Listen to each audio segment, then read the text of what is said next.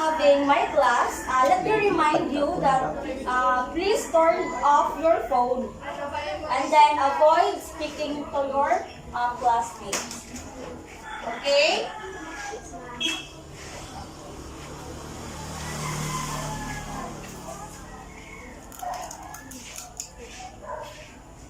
So today we will discuss or learn about the introduction of polynomials.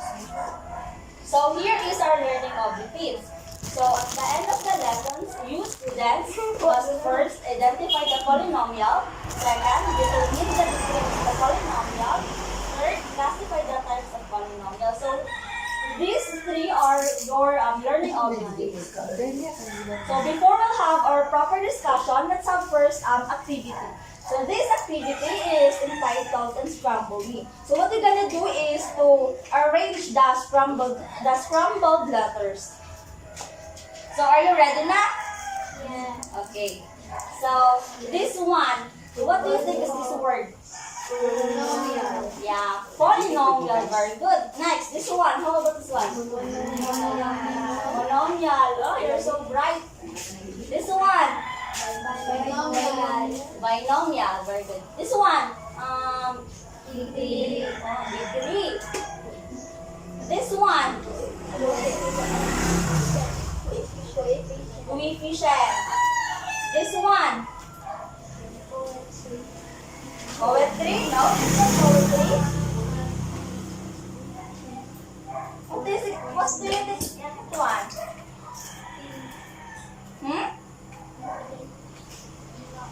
So this one is exponent.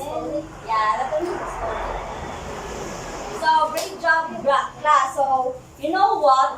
The words that you have arranged is the words that you will encounter as we go through our lessons.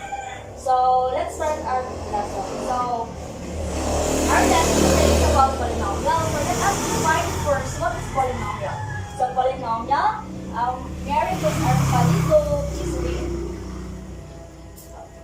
A polynomial is a special algebraic expression with terms that consist of real number, particle number, exponent. So this one is an example of an algebraic expression.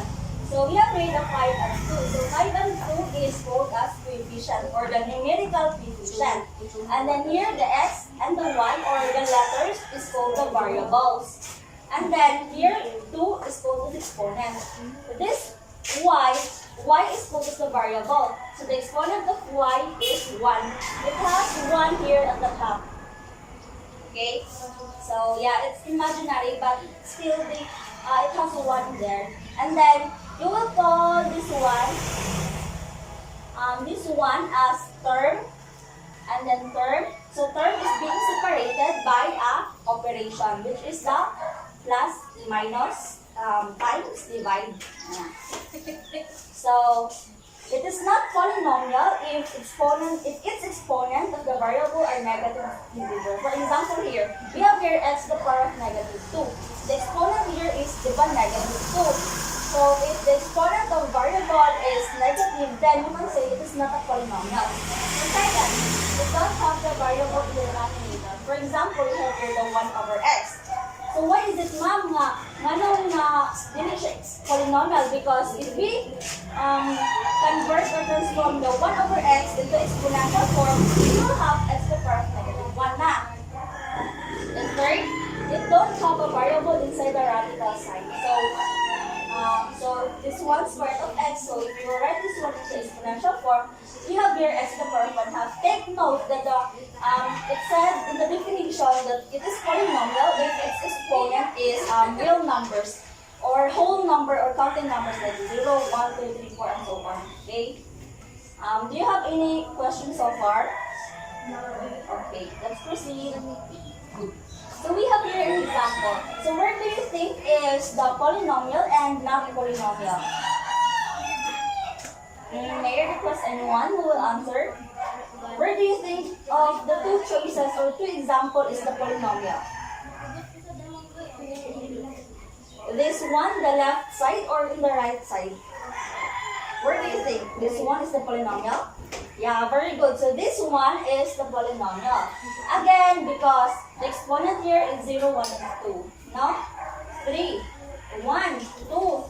This one 0. And here, this one is not a polynomial. What is it?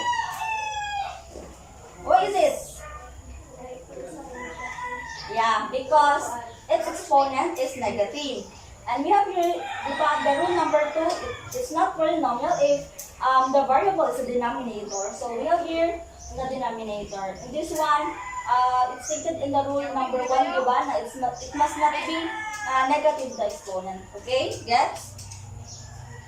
So let's proceed to the degree of polynomial. So other term of degree is the exponent. Okay? So the degree of polynomial is equal to the degree of the highest degree term. So we'll have here an example. So diba again, the other term for degree is exponent. So for x cubed, the degree of this one is 33. So we'll just look at the exponent of the variable. So here, cube, third degree. So this one, second degree. This one, first degree. Ma'am, why is it that 0 degree? Because we have here x to the power of 0. It's imaginary. But still, nasa diha, pero wala na siya nasulat. So x to the power of 0. Diba?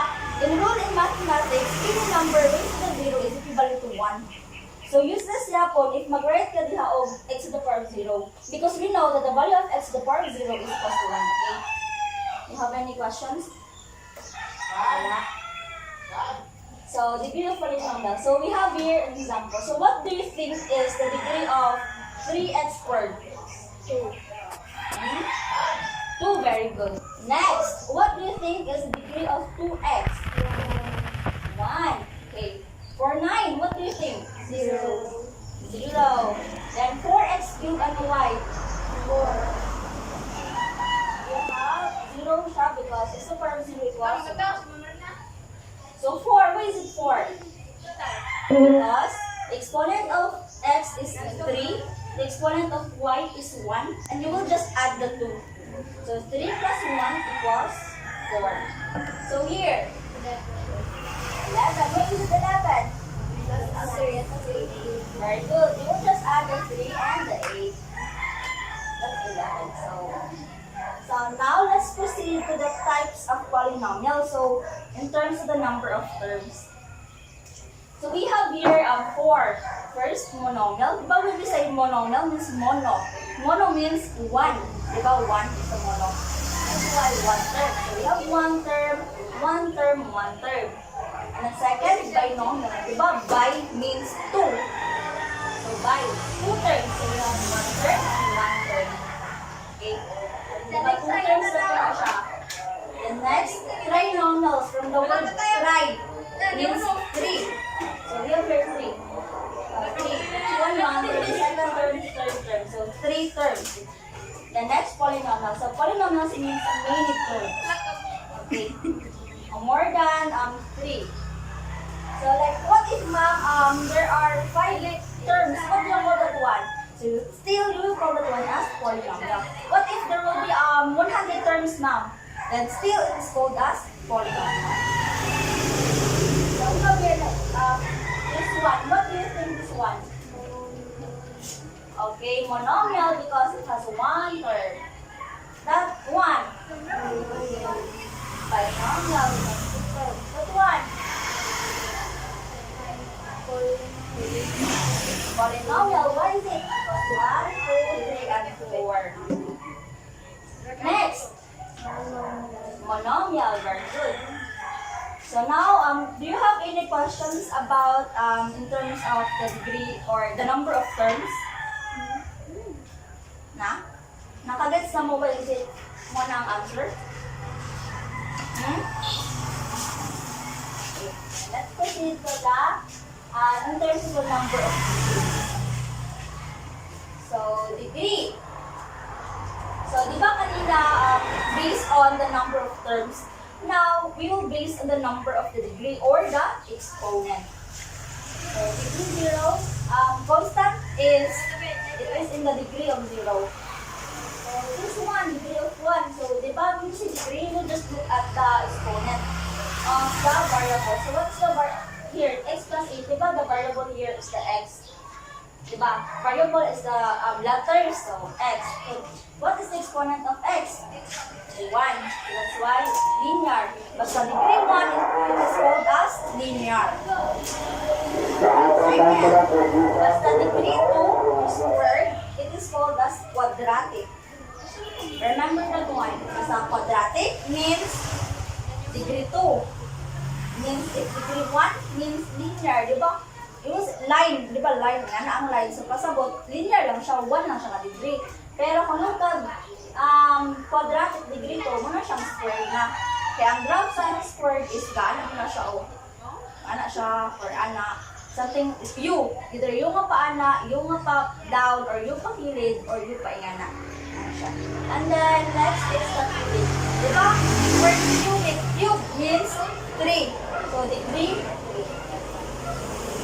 Okay, question here. If you ask, what if what do you call it, its degree is, like, for example, x to the power of 7. So, we'll call that one as 7th degree. What if 10? We'll call that one as 10th degree. What if 20? So, we'll call that one as 20th degree. So, here, what do you think is the degree of that one?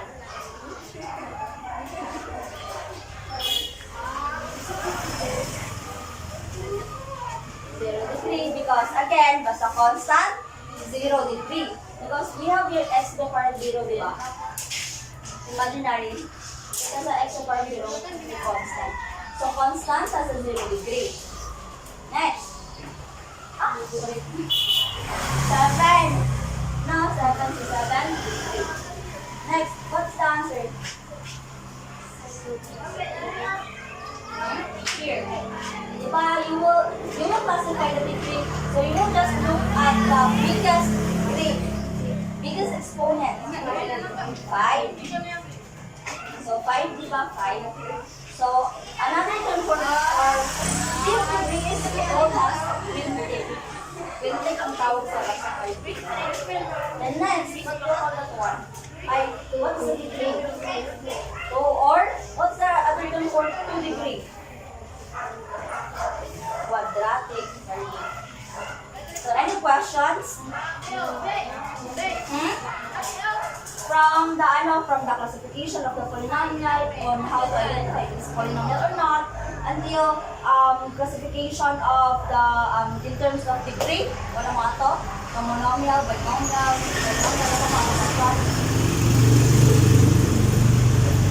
so now let's have a quiz. So you will identify whether the given expression is polynomial or not, then classify what type of polynomial based on the term and degree. Okay? So you have your ball pen now. I will just give you 4 minutes.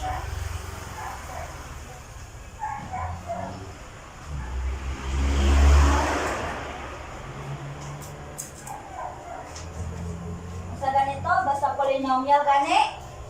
Basta polynomial kay dili negative ang exponent.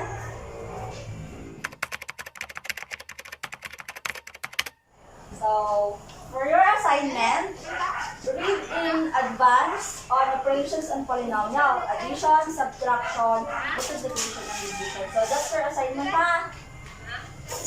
Ha? Your assignment.